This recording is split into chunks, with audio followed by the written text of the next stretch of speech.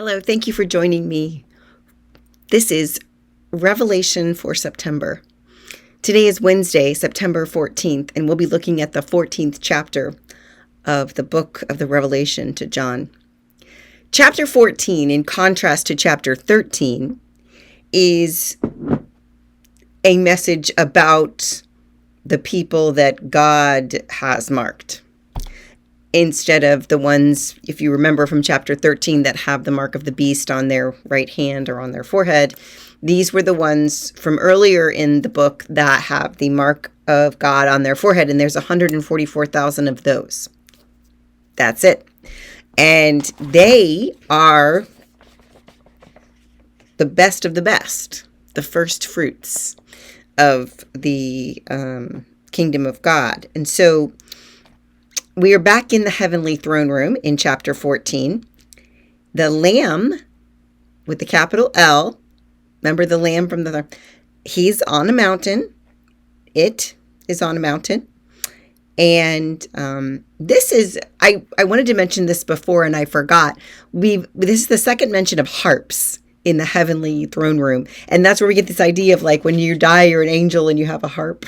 So it comes from here in Revelation. It's nowhere else. And so the heavenly throne room, the 24 elders, the 4 creatures, they're all there. They're all mentioned here in the beginning of chapter 14. And these 144,000,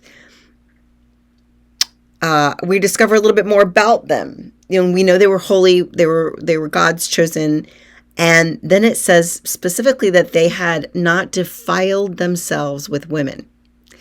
Now, in the commentaries, I had to pull out the commentaries for that one. What is this? I didn't even know they were all supposedly men who may be tempted to be with women of that kind of wherever they are, where they find themselves. Well, specifics of it isn't necessarily about sexual immorality. It's more about a metaphor for idolatry.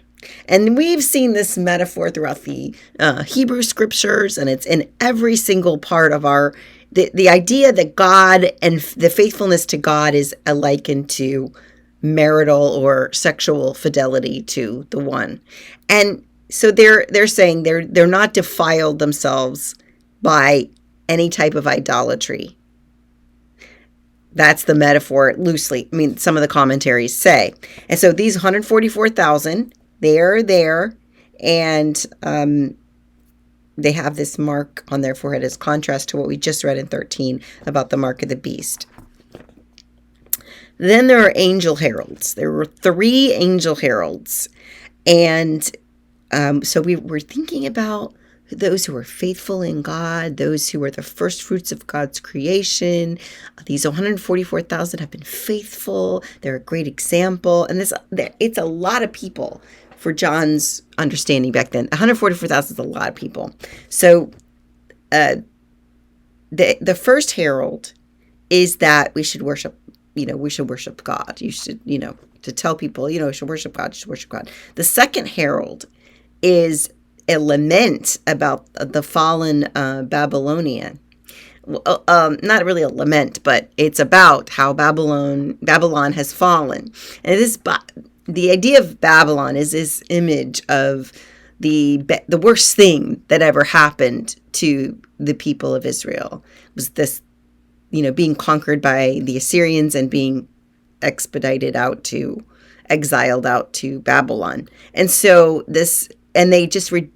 our author here is rejecting everything to do with Babylon. It's idol worship, it's culture, it's everything that people who were sent to Babylon in the exile were invited or enticed or even coerced to participate in as being good Jews who were exiled into Babylon. So it's a very negative image. And this idea that Babylon has fallen is good for those who are faithful. And we still call the world of today, or Rome, Babylon. The powers that be that are negative, that are idol worshipers, that's Babylon. So the fall of Babylon is a positive message for the hearers, the people that would have been reading this and read aloud in a worship service, a secret worship service, because they're all being persecuted. And then there's a third herald from the angel. The third angel says there will be torment for those who worship the beast. So that's described pretty clearly. So we have this threefold.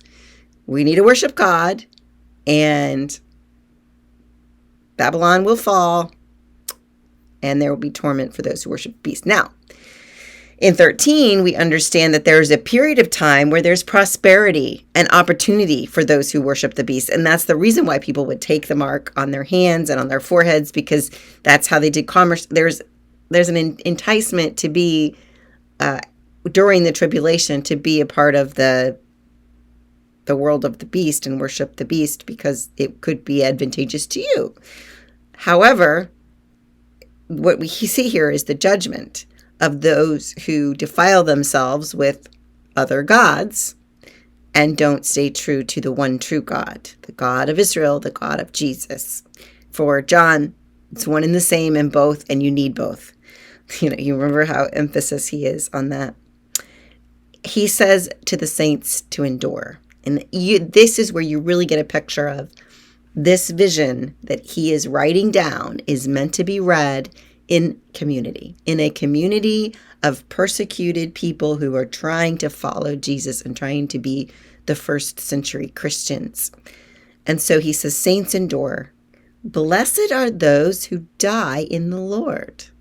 Okay, so really not a lot of hope to live. But this is a hopeful message, because blessed are those who die in the Lord. They will rest, and the faithfulness of their life will follow them into heaven. And so this is saying, you probably won't make it out alive from this tribulation, but if you stay faithful, you are blessed. You are a part of the Lord's own. Your names are written in the book of life. So then there's a new section, and this section is called the reaping of the world, or reaping of the earth. And this is a judgment section, because we have a figure. It doesn't say it's Jesus, but it says it looks like Jesus.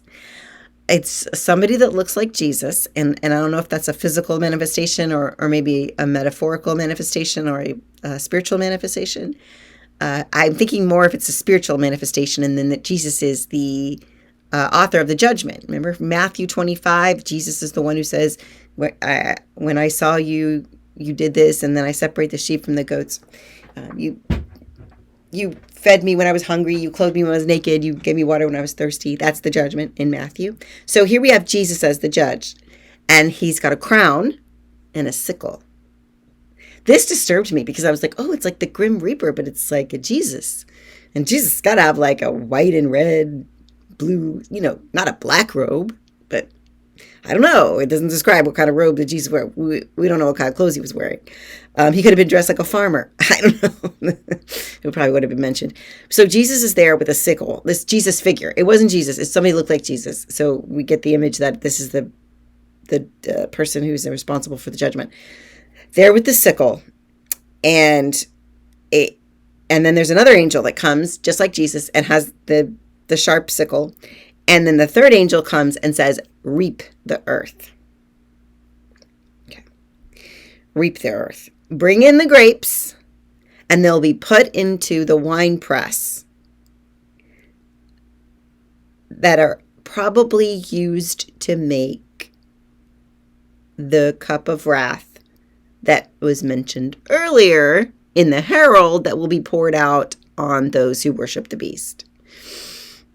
That's what I imagine it to be, that the cup of wrath that is referenced earlier in the chapter about those who worship the beast, that God's wrath will be poured out on them for the cup of wrath, that this wine press is used to make this cup of wrath, because when they reap the harvest and bring it in, blood flows out from the wine press.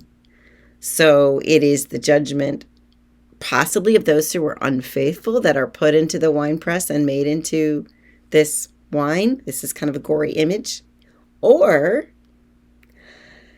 for me, and the scholars don't say this, it's not in the commentaries that I read, but for me, they've been setting us up all along to see how these faithful people, the people who are faithful, die in the Lord and are preserved and part of God's whole mission here. So maybe those who were reaped by the sickle are the ones who John had just said, the saints that endure. Blessed are those who die in the Lord. And maybe this is a way for them to escape some of the tribulation by being killed by the angel and the angel with the sickle, and then put into God's winepress, and that blood that flowed out, and that all the commentary said it's the blood of judgment, but the blood that flowed out is the blood of the blessed, and they are their souls are somewhere else. And I don't know, it could be that it's because it's God's winepress, it's not like the devil's winepress, and that's where you would think you'd put, or maybe it's because of the fight. If the devil has a wine, and it doesn't say the devil has a wine press, but the devil has a wine press, then the good people are in that wine press, and then when it gets pressed, it just doesn't flow any blood or anything. I don't know.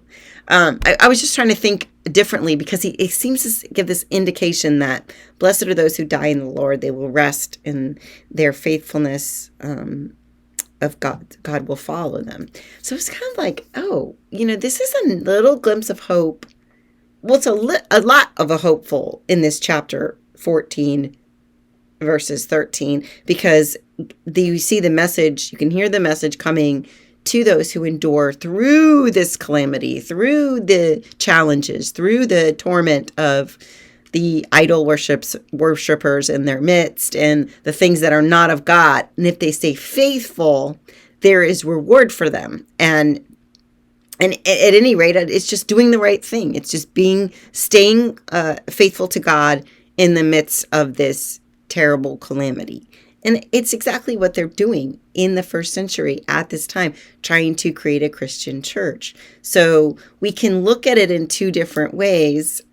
I mean, I still think we need to have that posture of, this is written specifically for an audience in the first century that needed encouragement, because they were experiencing a lot of death, a lot of persecution from Rome, and they experienced, the wars, and they have this in their memory of things that have happened, about 20 years ago when Rome came back to crush the rebellion. And then the things that get destroyed, like the temple, that is a much bigger deal to them than it would be to us. It represented God's place on earth destroyed, and they just can't even fathom it, and it happened more than once.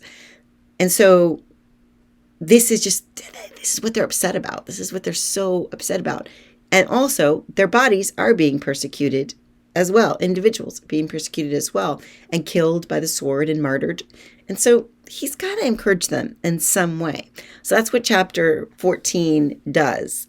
It also has some very gory images about that wine press. So I don't know. Well, you interpret it the way you see it, and maybe we'll talk about it later. Take care.